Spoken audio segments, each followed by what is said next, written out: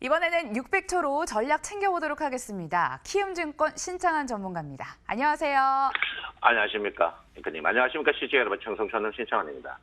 2125포인트 이하만 안 가면 코스피 그래도 상승 동력 충분하다라고 얘기를 하셨는데 어제 이탈되는 움직임 나타나더라고요. 이제는 하락에 대비할 때입니까? 아직까지는 하락의 대비는 아닙니다. 이제 코스닥하고 코스피 시황이 너무 틀려가지고 제가 이제 굉장히 10분 동안 이야기하기가 굉장히 힘든 그런 부분인데요. 어쨌든 간 오늘은 여러분 11일평 하방 이탈에서 신저가입니다. 그래서 2115포인트 하방 이탈을 하게 되면 주가가 굉장히 문제가 있어지는 그런 주가다 먼저 말씀을 드리겠습니다. 그래서 어쨌든 간 2115포인트 이 부분이 굉장히 중요한 부분이고요. 제가 여러분에게 말씀드렸지만 11일평과 61일평의 골든 크로스 때 구름 변곡이 나온다. 지금 61일평이 굉장히 저항이거든요. 그래서 코스피 같은 경우에 61일평 저항이 이제 굉장히 있는데 중요한 건 뭐냐면 앞으로 이번 주입니다. 이번 주 내로 구름 위를 안착하지 못하면은 주가가 굉장히 밀릴 가능성이 있다. 이렇게 제가 말씀을 드리겠습니다. 그래서 어쨌든 지금 자리에서는 혼조 국면이 계속 이루어지는 그런 부분이다. 이렇게 보고요. 대형주는 제가 누차 여러분에게 말씀드렸지만 아니다. 이렇게 말씀을 드립니다. 그래서 지금 글로벌 증시가 지금 신고가를 갱신하고 있는데 우리나라 증시가 지금 굉장히 헤매는 여러 가지가 이유가 있겠지만 지금 장세는 제가 볼 때는 계속 혼조 국면이 코스피는 계속되고 61일평의 저항이 굉장히 계속 지속되고 있는 부분이다. 이렇게 봅니다. 61일평이 이제 종이길이라는 게 있거든요. 61일평이 주가가 우리가 61일평을 상승하더라도 61일평이 상승하면서 상승하는 방법과 하락하면서 상승하는 방법이 있는데 지금은 61일평이 떨어지면서 상승을 해요. 떨어지면서 상승하는 것은 61일평 올라갈 때 물량을 일단 줄이는 게 현명하다 이렇게 볼 수 있습니다. 일목균형표의 구름이 두 개가 여러분 아시다시피 물량이거든요. 그래서 지금 매물이 계속 나오고 있는 그런 부분입니다. 그래서 어제부터 이제 스탠투가 이제 꺾이는 그런 자리에 있는데 꺾이는 자리에서 이번에 구름 변곡이 나와야 되거든요. 구름 변곡이 나와야 되는데 구름 변곡이 나오지 않으면 굉장히 문제를 야기한다 이렇게 봅니다. 그래서 앞으로 이제 2주 정도입니다. 2주 정도의 여유가 있는데 좀 제가 볼 때는 좀 힘든 그런 부분이 보이고 있어요. 그래서 어쨌든 간 61일평의 지지가 계속 저항이 되지만 61일평에서 캔들이 수렴해야 되는 그런 부분이다. 이렇게 제가 말씀을 드리겠습니다. 그래서 만약에 수렴하지 못하고 10일의 신저가가 만약에 이탈된다. 그 지수가 2115포인트 이탈된다면 코스닥과 같은 그런 전철을 밟을 가능성이 있고 이 앞쪽으로 주가가 돌파하는 그런 모양을 보합니다. 그래서 이 자리에서 분명히 주가는 돌파를 해야 된다. 이렇게 제가 말씀을 드리겠고요. 어쨌든 간 개별 종목도 코스피는 대형주보다 개별 종목적으로 비속적으로 봐야 된다. 이렇게 볼 수 있습니다. 네, 코스닥은 지금 이제 지지예요. 지지가 확실히 보입니다. 보이고 있고 제가 볼 때 61일평이 더 충격이 나와야 돼요. 61일평은 더 떨어져야 됩니다. 61일평이 지금 이 자리에서보다 제가 볼 때 굉장히 더 떨어질 거예요. 더 떨어진다는 것은 61일평 자체가 굉장히 저항으로 많이 작용할 가능성이 있다. 코스닥이 최근에 여러분 한 3일 동안 어제 월화 코스닥의 평균 가격이 여러분도 보셨지만 혀를 내두를 만큼 개별 종목이 폭등하고 있다. 이런 장세는 제가 볼 때는 앞으로 더 지금과 같이 제가 이제 코스닥이 강하지만 어제와 글피와 같은 그런 강세가 한 달 동안 더 있을 겁니다. 그래서 여러분들 종목을 거기서 맞춰야 되는 그런 부분이 아닌가 이렇게 생각하니까 그런 부분에서 코스닥을 더욱더 센 종목으로 가야 되는 그런 부분이다 이렇게 볼 수 있습니다.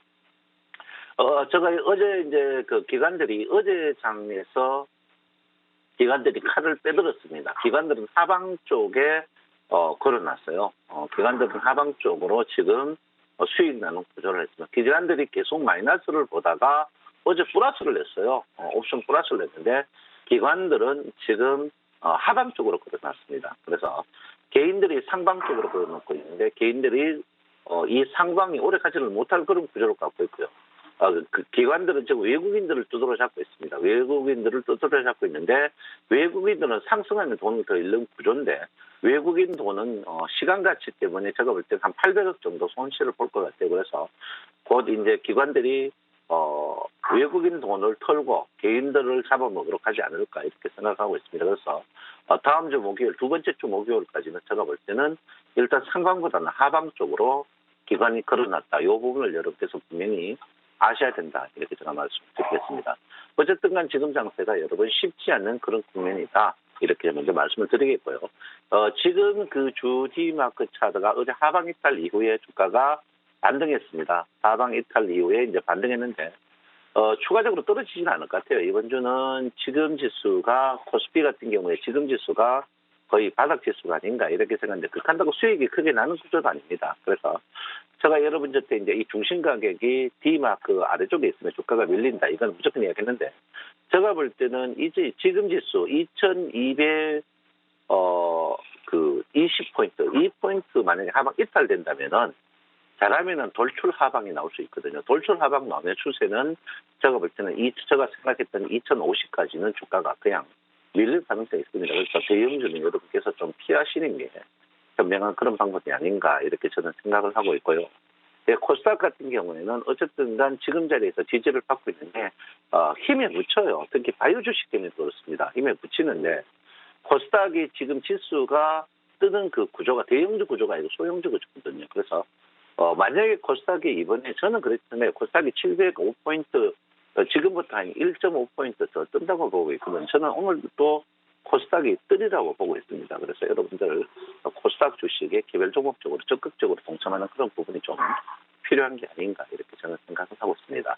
자, 우리가 이거 이제 많이 보는 자리에서 이제 거래량을 봐야 되는데 최근에 이제 거래량이 엄청 줄어들고 있습니다.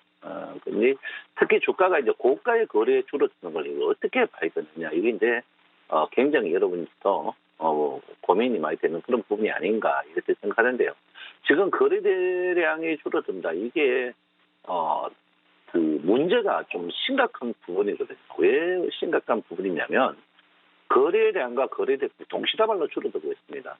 코스피도 그렇고, 코스닥도 그렇고요. 코스닥은 보시면 거래대금 거래량이 엄청 지금 줄어들고 있는데 코스닥은 거래대금이 늘고 있지만 거래량이 줄고 있어요. 그러면 이 말은 뭐냐면 코스피 같은 경우에는 소형주 쪽으로 많이 몰리고 코스닥은 이제 저가주들이 다 해먹고 중량주로 올라가고 있다 이렇게 볼 수 있습니다. 이 말이 뭐냐면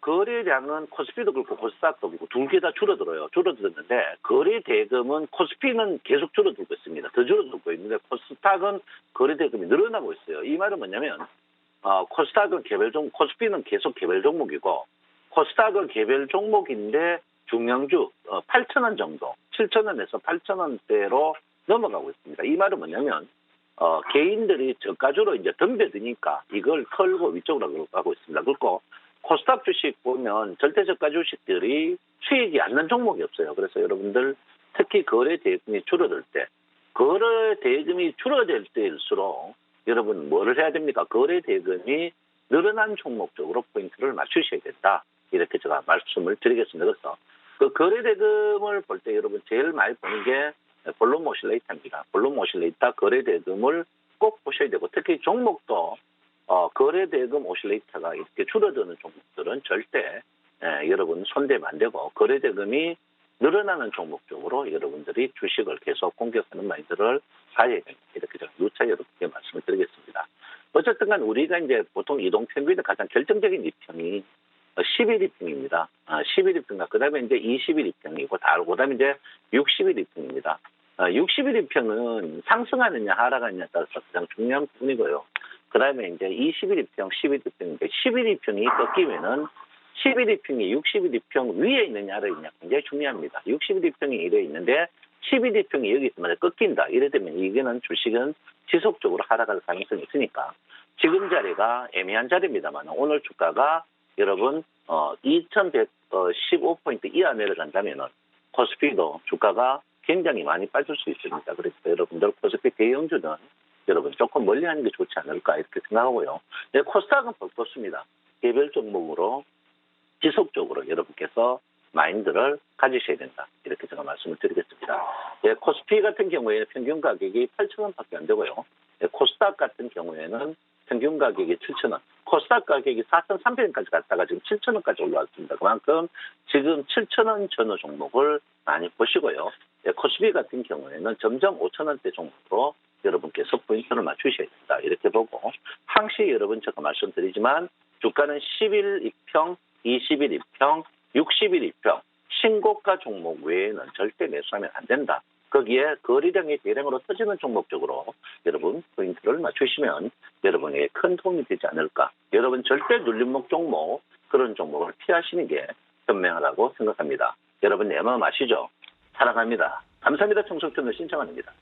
네, 코스피는 여전히 개별 종목, 코스닥은 소형중에서 중형주로 이동하는 흐름, 미세한 변화까지 감지해 주셨습니다. 저희 내일 다시 뵐게요. 키움증권 신창한 전문가님 감사합니다. 감사합니다.